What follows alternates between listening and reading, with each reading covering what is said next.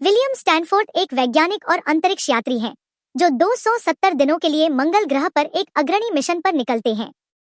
उन्हें कई प्रयोग करने होते हैं, साथ ही अपने मानसिक संतुलन को भी बनाए रखना होता है, क्योंकि गहरे अंतरिक्ष में एकाकीपन के दिन प्रतिदिन अप्रत्याशित परिणाम हो सकते हैं। वे अपने गंतव्य के करीब पहुंचते हैं और लाल ग्रह की ओर एक अनूठा आकर्षण महसूस करते हैं, जैसे कि वे इसकी पुकार सुन सकते हैं।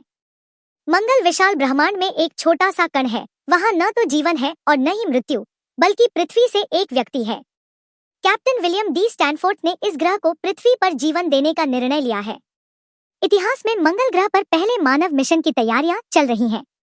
कैप्टन स्टैनफोर्ड के रूप में पहला जहाज जेफिर लॉन्च किया गया है, जो इसके एकमात्र चालक दल के सदस्य हैं। कुछ दिनों बाद कैप्टन एमिली मैडॉक्स द्वारा संचालित दूसरा जहाज भी आता है। लाल ग्रह की पूरी यात्रा में 270 दिन लगने की उम्मीद है। प्रस्थान की पूर्व संध्या पर स्टैनफोर्ड पृथ्वी को अलविदा कहते हैं, जहां 6 अरब लोग आश्चर्यचकित रह जाते हैं कि वे ऐसा क्यों कर रहे हैं। एक बंजर ग्रह के लिए अपने जीवन का बलिदान क्यों दे रहे हैं। लेकिन कप्तान को यकीन है कि वे मंगल ग्रह पर जीवन लाने जा रहे हैं और फिर कक्षा से उड़ान भरेंगे।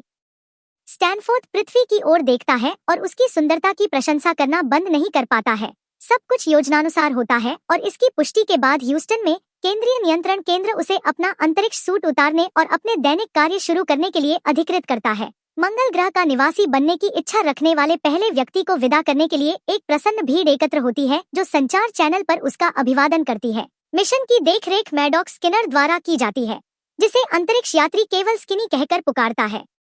दोनों व्यक्ति घनिष्ठ मित्र प्रतीत होते हैं। स्किनी रिएक्टर की जांच के साथ उड़ान शुरू करने का सुझाव देता है। यह स्टैनफोर्ड का स्वयं का आविष्कार है। यह उपकरण मिट्टी से हाइड्रोजन और ऑक्सीजन निकालता है और उन्हें पोर्टेबल जल में पुनर्संयोजित करता है। इसकी बदौलत स्टैनफोर्ड अपने और अपने पौधों के लिए उड़ान में और मंगल ग्रह पर आवश्यक द्रव का उत्पादन करने में सक्षम हो जाएगा। यह एक अत्यधिक महत्व की उपलब्धि है। बाद में स्टैनफोर्ड अपना पहला अंतरिक्ष भोजन तैयार करता है। स्टैनफोर्ड ने मिशन की तैयारी के बारे में बात की। लगभग हर चीज की सावधानीपूर्वक योजना बनाई गई थी।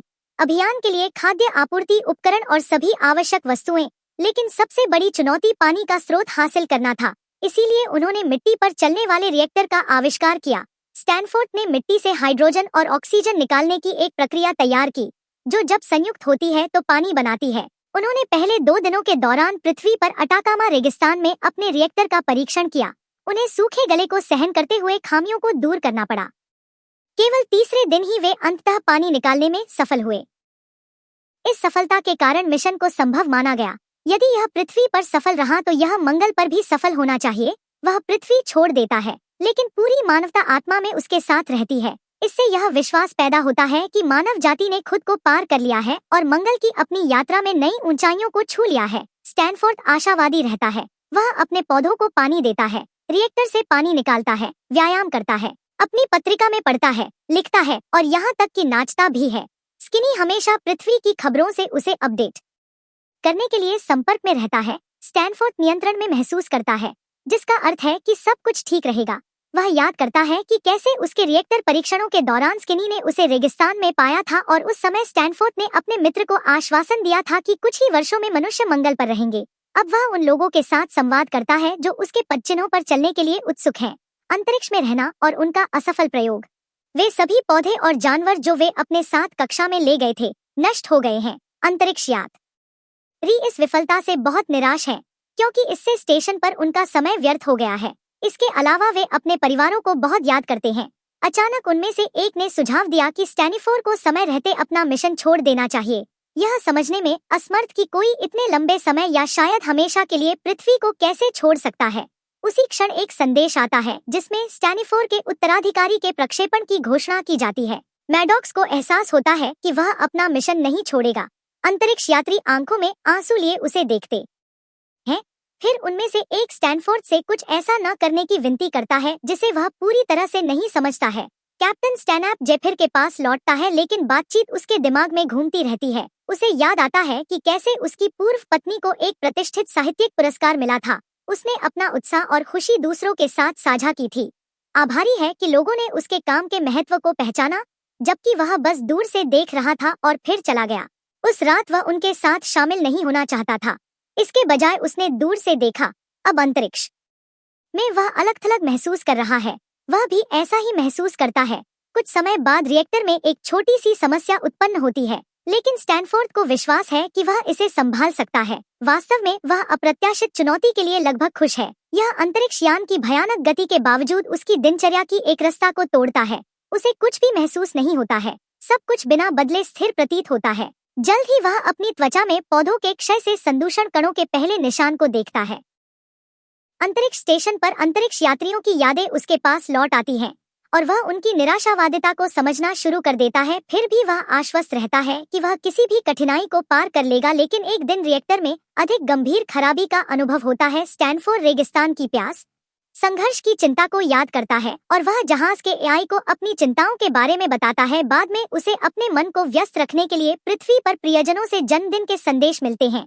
वह विदेशी भाषाएं सीखना शुरू कर देता है। स्टैनफोर्ड पौधों के साथ अपने प्रयोग जारी रखता है जब अचानक ह्यूस्टन के साथ संचार टूट जाता है। अचानक चुप्पी उसे घबराहट में डाल देती है, लेकिन जब स्किनी अंततः वापस ऑनलाइन आती है तो वह समझाता है कि उन्हें सारा ध्यान स्टैनोर्थ के उत्तराधिकारी मैडॉक्स पर केंद्रित करना पड़ा था, जिसके जहाज में जायरोस्कोप विफलताओं का अनुभव हुआ था, जिससे वह अपने रास्ते से भटक गया था। स्टैनफोर्ड कार्रवाई में कूद पड़ता है और मैडॉक्स को आवश्यक समायोजन के माध्यम से मार्गदर्शन करता है। स्किनी के विरोध के बावजूद कि जमीनी तकनीशियनों को इसे संभालना चाहिए। दिन बीतते जाते हैं, प्रत्येक दिन पिछले एक जैसा होता है। फिर एक दिन स्टैनफोर्ड को लगता है कि उसने अपनी गंध की भावना खो दी है। वह विभिन्न सुगंधों का छिड़काव करता है और राहत महसूस करता है जब वह अभी भी उस रात घास की सुगंध का पता लगा सकता है। फिर से पृथ्वी की परिवेशीय ध्वनियों के माध्यम से चक्र करता है और अचानक उसे एहसास होता है कि उसे घर की याद आने लगी है। अब वह अपने पूरे अस्तित्व के साथ यान में अंतरिक्ष को महसूस कर सकता है। पृथ्वी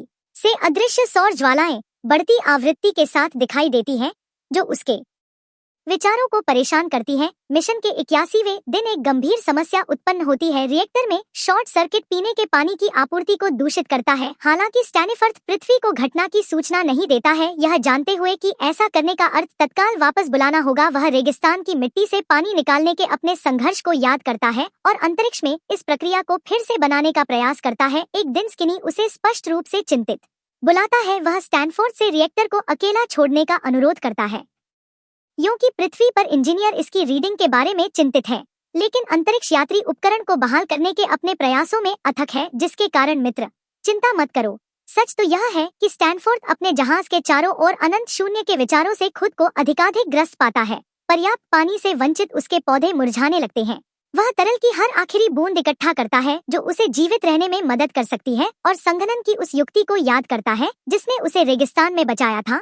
वह प्राकृतिक जल चक्रों को दोहराने के लिए पौधों का उपयोग करके अस्थायी संग्रह बक्से का निर्माण करता है। उसकी योजना मिट्टी को सघन और गर्म करना है, जिससे हाइड्रोजन और ऑक्सीजन निकलता है, ठीक वैसे ही जैसे एक बार ब्रह्मांड का निर्माण हुआ था, जिससे पानी बनता है। पृथ्वी पर जीवन अब वह बस प्रक्रिया को दोहराने की कोशिश कर रहा है। दिन 161 स्टैनफोर्ड ने पुष्टि की कि वह यात्रा में जीवित रहने के लिए बस इतना पानी पैदा कर सकता है, लेकिन अगर वह मंगल ग्रह पर रिएक्टर को फिर से शुरू नहीं कर सकता है तो उसका मिशन व्यर्थ हो जाएगा। यह मृत्यु में समाप्त होगा और अंततः वह सब कुछ विफल हो जाएगा जिसके लिए उसने काम किया है। स्किनर को अंततः पता चलता है कि जेफर वास्तविक समस्याओं का सामना कर रहा है। स्टैनफोर्ड को मिशन निदेशक को यह स्वीकार करने के लिए मजबूर किया जाता है कि उसका रिएक्टर विफल हो गया है और वह इसे ठीक करने में असमर्थ है। स्किनी उसे रिएक्टर को ठीक करने की कोशिश करने के लिए एक अंतिम दिन देता है। उसके बाद जहाज को जबरन पृथ्वी पर वापस भेज दिया जाएगा। स्टैनफोर्ड तबाह हो गया है। उसने इस मिशन की तैयारी में वर्षों बिताए हैं। उसे याद है कि पहली बार उसने मिट्टी से निकाला पानी पिया था। उस पल उसने ब्रह्मांड के साथ एक गहरा संबंध महसूस किया था। घर वापस आने के लिए स्टैनफोर्ड समझता है कि मिशन विफल हो गया है, लेकिन वह यह भी जानता है कि वह वापस नहीं आ सकता है। अब उसके लिए यह मायने नहीं रखता कि रिएक्टर काम नहीं कर रहा है। आखिरकार मंगल ग्रह पर कोई और नहीं होगा। वह केवल अपने आप को जोखिम में डाल रहा है, जहाज का नियंत्रण ले रहा है। वह पृथ्वी के साथ संपर्क काट देता है। स्किनी उसे चेतावनी देती है कि ह्यूस्टन के मार्गदर्शन के बिना वह रास्ते से भटक जाएगा और अंतरिक्ष में नष्ट हो जाएगा, लेकिन स्टैनफोर्ड सुनने से इनकार कर देता है। पूर्ण एकांत के दिन शुरू होते हैं। वह अपने विचारों को रिकॉर्ड करता है, उम्मीद करता है कि एक दिन कोई उन्हें पढ़ेगा। उसे नहीं पता कि जेफर सही प्रक्षेपवक्र पर है या नहीं। अगर उसने गलत अनुमान लगाया तो वह बस मंगल ग्रह से उड़ जाएगा, अंतरिक्ष में हमेशा के लिए खो जाएगा। उसने मिशन के लिए उम्मीद खो दी है, लेकिन कीमती पानी की चुस्कियों पर अपना नियमित राशन जारी रखता है।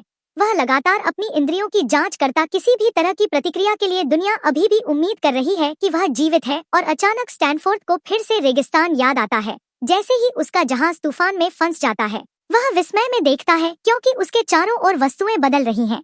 और उस पल वह समझता है कि वह यहाँ क्यों है। महीनों की यात्रा के बाद जेफर आखिरकार मंगल ग्रह पर पहुंचता है।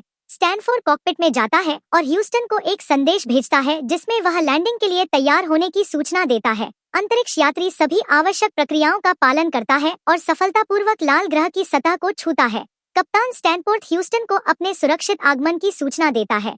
फिर वह जहाज से बाहर निकलता है और बेजान परिदृश्य को देखता है। यहाँ कोई जीवन नहीं है, लेकिन कोई मृत्यु भी नहीं है, शायद वह बच जाए। कहानी हमें एक अस्पष्ट निष्कर्ष पर छोड़ती है। जीवन अप्रत्याशित है। अंतरिक्ष प्रकृति की एक शक्ति है और पृथ्वी पर प्रकृति की किसी भी शक्ति की तरह यह मनुष्यों के लिए दयालु नहीं है। किसी अन्य ग्रह की यात्रा करने के लिए न केवल ताकत और साहस की आवश्यकता होती है, बल्कि अज्ञात का सामना करने के लिए बुद्धिमत्ता, कौशल और मन की भी आवश्यकता होती है।